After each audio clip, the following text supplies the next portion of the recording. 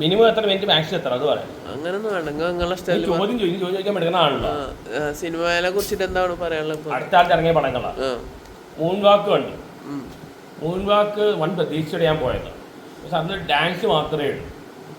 അത് ഒരു ജോണർ മാത്രമേ ഇങ്ങനെ പടം ഇറ്റാൻ ബുദ്ധിമുട്ടാണ്. പിന്നെ പടക്കളം നേരത്തെ ഇറങ്ങിയ പടമാണ്. ആ പടം നല്ല, ഞാൻ വിജയബാബുനെ വിളിക്കാൻ നോക്കി, കിട്ടിയില്ല. പടക്കളം കോമഡിയാണ്. പക്ഷെ ആ കുറച്ചൊരു പസിൽ ഫോർമാറ്റ് ആയതുകൊണ്ട് ആൾക്കാർക്ക് അത് മനസ്സിലാവണമില്ല, സാധാരണക്കാർക്ക് മനസ്സിലാവില്ല. പിന്നെ നരിവേട്ട പടം കോക്കിൻ്റെ റിവ്യൂ ഇന്നലെ കോക്കിനെ വെച്ചപ്പോൾ പറഞ്ഞതാണ്, നരിവേട്ടൻ്റെ പടം ഒരിക്കലും എൻ്റർടൈൻ രീതിയിൽ കാണരുത്. അത് ടോണിന് സമയം ഇപ്പോൾ ഇത്രയും സ്റ്റാർ വാല്യൂ സമയത്ത് പുള്ളിയാർ ചെയ്തു.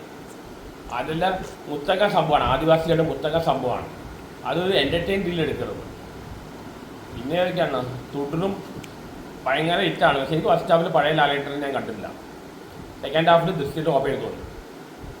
പിന്നെ ഏതാണ് പ്രിൻസ് ആൻഡ് ഫാമിലി ഭയങ്കര ഡിഗ്രേഡിങ് ആയിരുന്നു റിവ്യൂസ് എല്ലാം. പക്ഷേ പടം നല്ലതാണ്. ഫസ്റ്റ് ഹാഫിൽ പഴയ ദിലീപുണ്ട്, സെക്കൻഡ് ഹാഫിൽ നല്ല മെസ്സേജും ഉണ്ട്. പിന്നെ എന്തൊക്കെയാണ് പടം? പിന്നെ ടൂറിസ്റ്റ് ഫാമിലി തമിഴ് പടം, മറ്റേ ശശികുമാറിൻ്റെ സിംബ്രാണ്ട്, അത് നല്ല പടമാണ്. പിന്നെ ഏതൊക്കെയാണ് എനിക്ക് വേറെ ഏതൊക്കെ പടം? ഒത്തിരി പടം കാണേണ്ട ഓർമ്മയില്ല. ആസാദി, ഇനി തഗ് ലൈഫ് കാണാണ്ടിരിക്കുകയാണ്. ആസാദി ഞാൻ കണ്ടിട്ടില്ല. ആസാദി കാണുന്നുണ്ട്, ബാസിയുടെ പടമാണ്.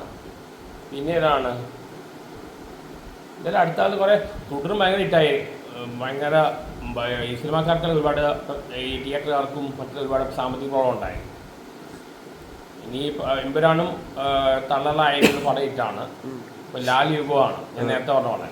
ഇനി ആവേശ ഡയറക്ടർ, ARMൻ്റെ ഡയറക്ടർ, കുറേ പടം വേണ്ടി. സത്യത്തിക്കാട് പടം എന്താ ചെയ്ത് മനസ്സിലാണ്, ഒരേ റൂട്ട് കൂടെ പോകുന്ന ഒരേ വണ്ടിയാണ്. അതുകൊണ്ട് കഷ്ടപ്പെട്ട് ചെയ്യാനായിരിക്കും. പുതിയ ഡയറക്ടേഴ്സ് കുറേ ചാൻസ് കൊടുക്കുന്നുണ്ട്. പക്ഷെ പുതിയ ഡയറക്ടേഴ്സ് ചാൻസ് കൊടുക്കുന്നത് ഈ ഫാൻ ബോയ് ഫിലിംസ് അല്ല വേണ്ടത്.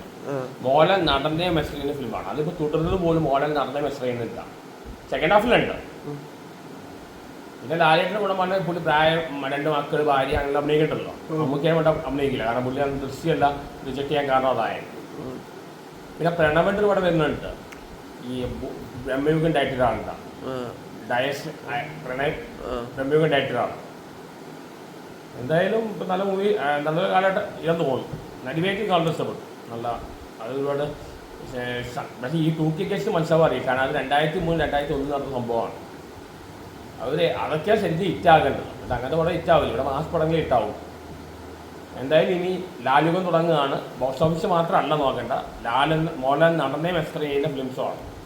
അങ്ങനത്തെ ഫിലിംസുമാണ്. വെറുതെ ഈ ഫാൻ ബോയ് ഇതിപ്പോൾ നല്ല പുതിയ ഡയറക്ടേഴ്സ് എല്ലാം ബാക്കിയുള്ളവർക്കാണ് ക്യാഷ് കൊടുക്കും. ഇവർ വെച്ച് ചെയ്യുമ്പോൾ മാസ് പടം അല്ലെങ്കിൽ ഫാൻ ബോയ് ഫിലിം അങ്ങനെ ആവണം.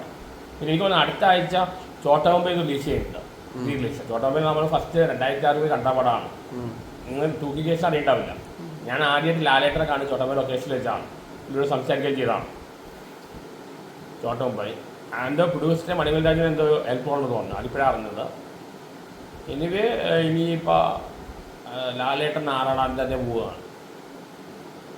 ഇനി ഒരുപാട് നല്ല, ഇപ്പോൾ ബബ്ബ പടത്തിൽ ടീച്ചർ പറയുന്നു, മോഡൽ എന്തോ ചെറിയ റോളെന്ന് പറഞ്ഞു. എന്തായാലും ലാലേട്ടനും മലയാളം സിനിമ ആറാടുകയാണ്.